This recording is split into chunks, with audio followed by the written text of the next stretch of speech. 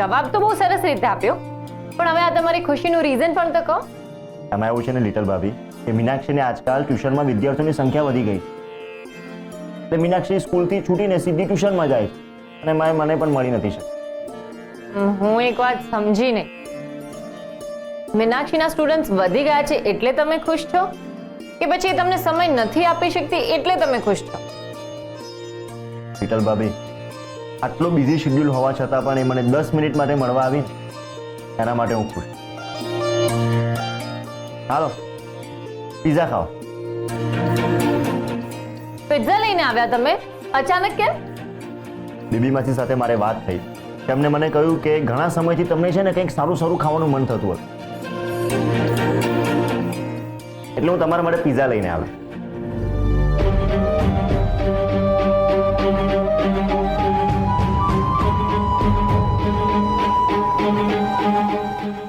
ચલો હર્ષભાઈ લો પિઝા ખાઓ. ના, તને તો ખબર છે ને કે મને પિઝા નથી ભાવતા. અરે એવું કંઈ ના હોય, હવે ક્યારેક ક્યારેક તો ખાઈ લેવાના. અરે ના ના, તમે લોકો ખાઓ, મારે નથી ખાવા. અને હું એક બે ફોન કરી લઉં. હું આવું. વિઠ્ઠલ ભાભી તમે તો પિઝા ખાઓ, પછી તમે પણ હર્ષભાઈની જેમ ના પાડી દેશો. જો હું નહીં ખાઉં તો અર્જુનભાઈને ખોટું લાગી જશે. વિઠ્ઠલ ભાભી તમે સ્ટાર્ટ કરો, હું ભાઈને મળીને આવું.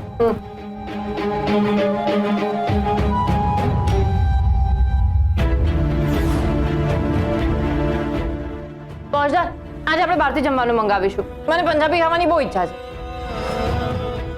6-7 જણનું હોટલમાંથી જમવાનું મંગાવવાનું એટલે 2-2.5 રૂપિયા જેટલો ખર્ચો થઈ જાય. ખાતામાં તો મિનિમમ બેલેન્સ એટલા જ રૂપિયા છે. બીબી માસી સાથે મારે વાત થઈ. તેમણે મને કહ્યું કે ઘણા સમયથી તમને છે ને કંઈક સારું સારું ખાવાનું મન થતું હતું, એટલે હું તમારા માટે પિઝા લઈને આવ્યો.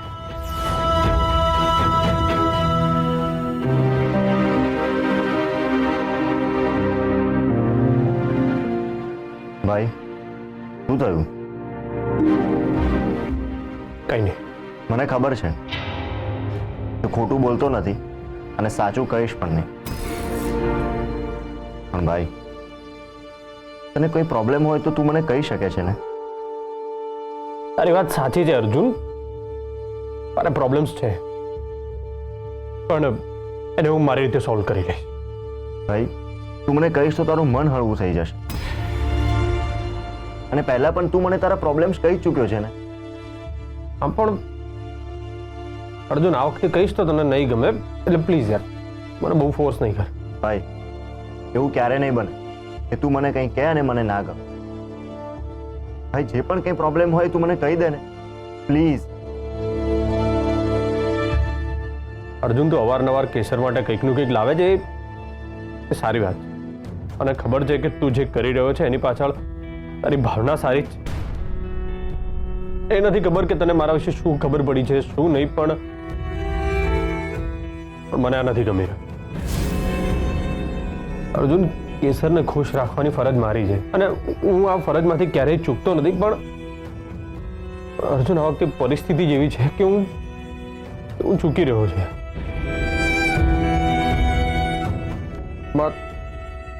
તારો કોઈ વાત નથી, એટલે પ્લીઝ એ રીતે મન પર ના લે.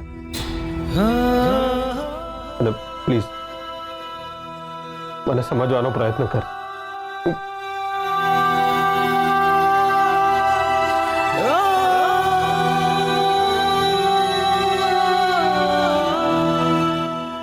હા ભાઈ હું તને સમજુ છું અને મારી ભાવના તો સારી જ, પણ મારો ઈરાદો તને દુખી કરવાનો નહોતો.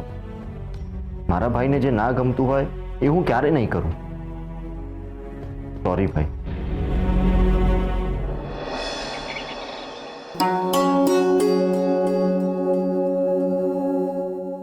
અમે જોઈ રહ્યા છીએ કે 2 દિવસથી હર્ષવર્ધન બપોરના સમયે જમવામાં હાજર નથી હોતા. કેસરવો, હર્ષવર્ધન ક્યાંક બહાર કામે જાય છે? 2 દિવસથી એમને બપોરે જમવા પર બેઠેલા નથી જોયા. એ કામ શોધી રહ્યા છે એવું તો કહ્યું હતું,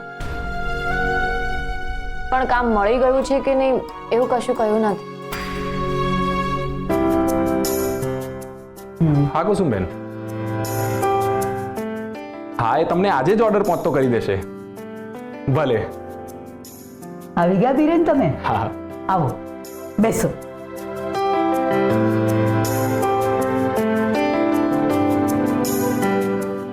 કેસર ભાભી, મારા મેનેજર કુસુમબેન સાથે વાત થઈ ગઈ છે. એમને તમને સૂકા નાસ્તાનો ઓર્ડર આપ્યો છે. હું તમને હમણાં જ નંબર આપી દઉં છું.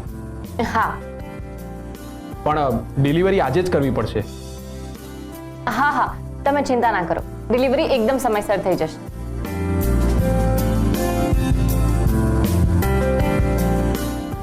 કોંગ્રેચ્યુલેશન ડિયર દેરાણી, તમારો બિઝનેસ પણ એટલો આગળ વધશે કે તમે વાત જ ભૂલી જાઓ. અમારા ભાઈના લગ્નના લીધે તમારો બિઝનેસ બહુ જ આગળ વધશે.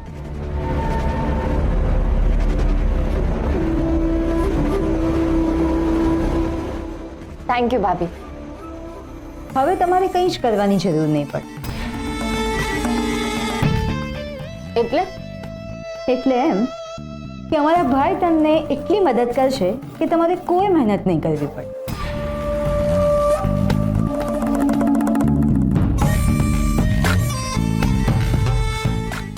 જુઓ, બિઝનેસમાં લગભગ જેવું કંઈ ના હોય. તમે મહેનત કરો એટલે તમને સફળતા મળે જ. હું તો નિમિત્ત માત્ર જ છું. બાકી મહેનત તો કેસર ભાભી અને ગોપી જ કરે છે ને.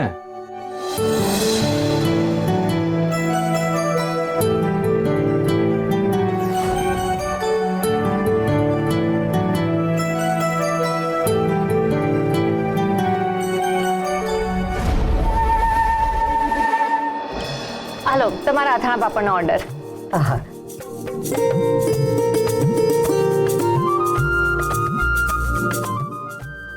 બેસો ને. હું કુસુમ, અહીંયાની મેનેજર છું. હા, વિરેનભાઈએ તમારા વિશે કહ્યું હતું.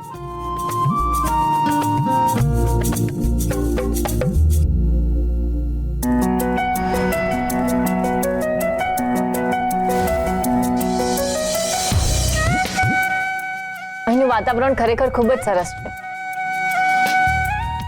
જ્યાં જુઓ ત્યાં એવું લાગે છે કે આપણી વારસાગત સંસ્કૃતિ છલકતી હોય.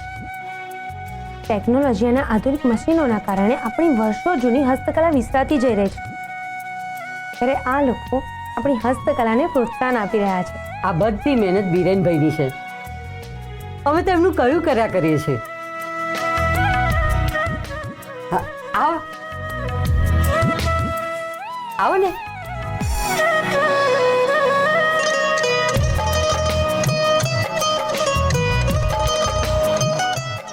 કુપી ફોન આપ.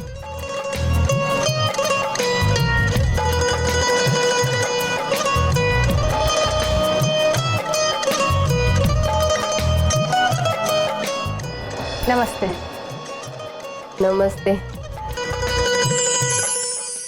આવો.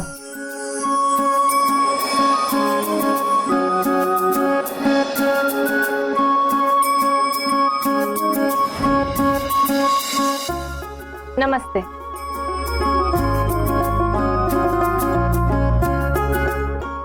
આ બધી મહિલાઓ ક્યાંથી આવે છે? આ બધા અલગ અલગ ગામથી આવે છે.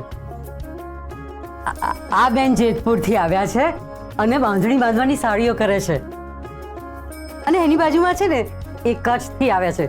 કચ્છી ભરતકામ કરે છે ને લોકોને શીખવાડે છે.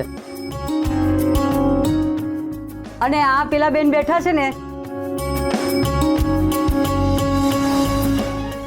એ ખંભાતથી આવ્યા છે અને મોતી પરોવામાં તો એક્સપર્ટ છે. અરે વાહ, અહીંયા આવીને તેવું લાગ્યું જાણે આખું ગુજરાત જ અહીંયા આવી ગયું છે.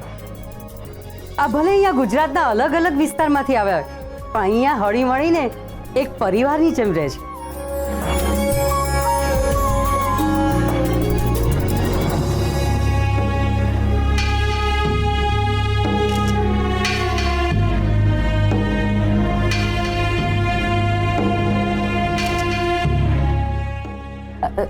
તમે લોકો અહીંયા બેસો, હું થોડી વારમાં આવું છું. હા.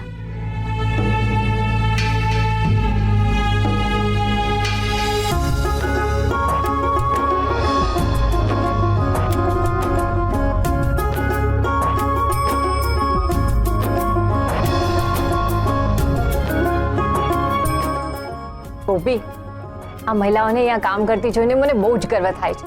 બીરેન સાચે જ બહુ સરસ કામ કરી રહ્યા છે. હા, એ તો છે. એમના કારણે કેટલી મહિલાઓના ઘરના ચૂલા સળગે છે, હે ને? બીરેનભાઈ સાચે જ એકદમ પરફેક્ટ છે. ખરેખર બીરેન સાથે જે લગ્ન કરશે ને એ છોકરીની તો લાઈફ જ સેટ છે. એમ ગોપી, બીરેનભાઈ જો તને આટલા જ પરફેક્ટ લાગતા હોય તો તારી વાત ચલાવો એમની સાથે. બહુ ચાંપલા વેળા ના કરીશ તો ક્યાંની વાત ક્યાં લઈ જાય છે. લે, એમાં શું થઈ ગયું? તમે બંને છે ને એકદમ પરફેક્ટ લાગશો. Made for each other type. બસ હા, બહુ થયું.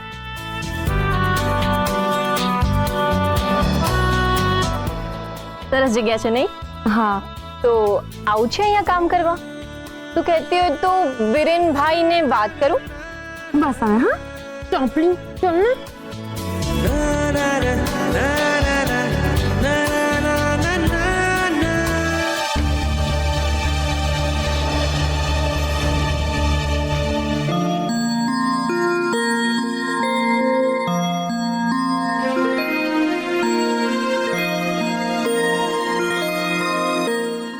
चल भाई कृष्णनगर ले जा.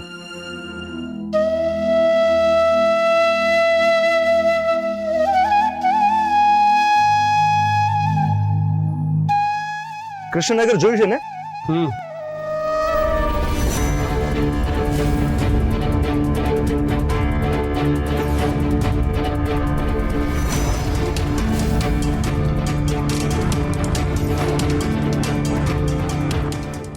નાના શેઠ, તમે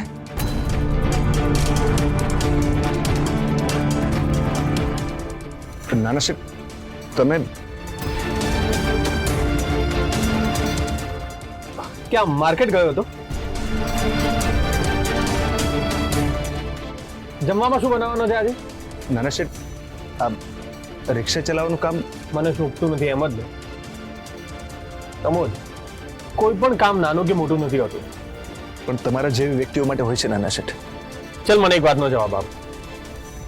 તું અમારા ઘરે નોકરનું કામ કરે છે, એ કામ કરીને ક્યારેય તને શરમ નડી છે? સાચું કહું નાના શેઠ? એકદમ સાચું કહે છે. હા, મને તો ઘણી વખત એવું થયું છે કે હું આ નોકરનું કામ છોડી દઉં અને બીજું કંઈક સારું કામ કરું. પ્રમોદ, મને એમ કે તે ક્યારેય નદીને એક જ પ્રવાહમાં સીધી અને સરળ વહેતા જોઈ છે? ના. તો નદીને કેવી રીતે વહેતા જોઈ છે? ક્યારેક શાંત, તો ક્યારેક તેજ પ્રવાહમાં, તો ક્યારેક ઊંચા પર્વતોથી ધોધની જેમ વહેતી. એક્ઝેક્ટલી. પ્રમોદ, નદીને એના રસ્તામાં આગળ વહેવામાં કેટલા અવરોધો નડે છે, એમ આપણા જીવનમાં પણ કેટલાય અવરોધો નડે છે ને? હા? જેમ વહેતી નદીને એના રસ્તામાં આગળ શું આવશે એની ખબર નથી, છતાં પણ એ આગળ વધે છે ને? એમ આપણે આપણા જીવનમાં પણ આગળ વધવું જોઈએ. અને જો ક્યારેક ધોધ બનીને નીચે પછડાઈ જઈએ તો ડર્યા વગર એનો સામનો કરવો જોઈએ અને શાંત અને શીતળ જળ બનવાની આશાએ આગળ વહેતા રહેવું જોઈએ. એકદમ સાચી વાત કહી નાના શેઠ. પ્રમોદ, જીવન છે ને એ અનિશ્ચિતતાથી ભરેલું હોય છે.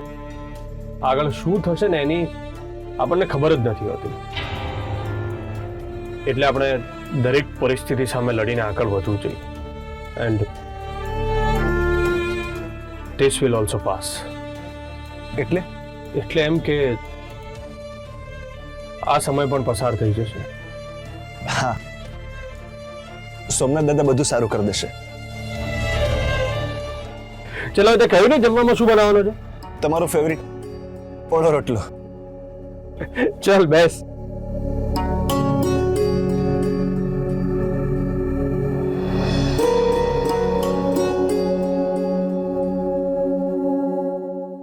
ગોપી, જો તો કેટલા સરસ ફોટોઝ આવ્યા છે ને?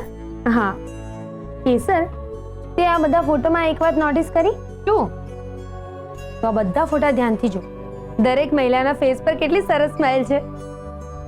હા, આ બધી મહિલાઓને આટલી ખુશ જોઈને મને પણ બહુ આનંદ થયો. મને પણ.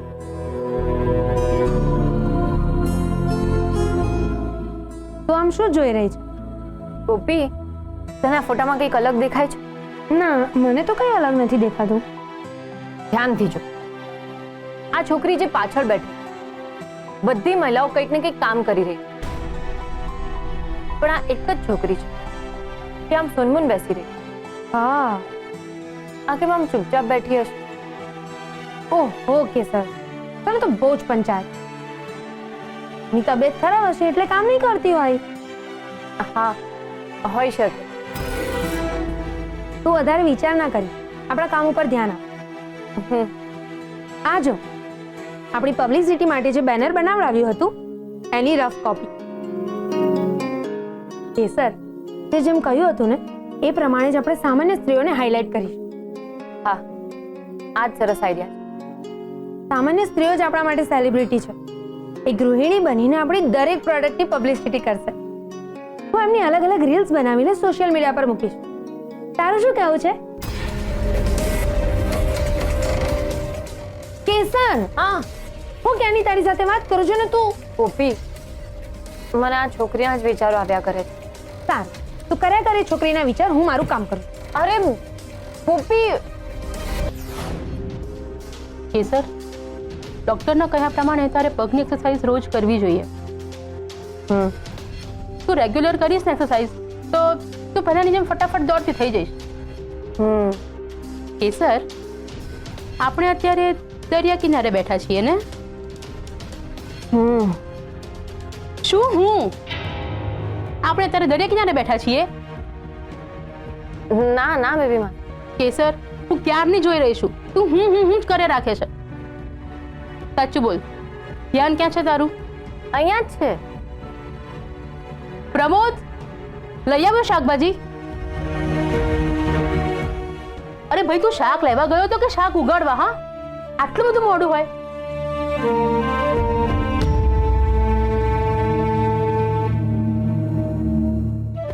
તું શક્કરિયા લાવ્યો જ નહીં? હવે એના વગર મારે ઊંધિયું કેમનું બનાવવાનું?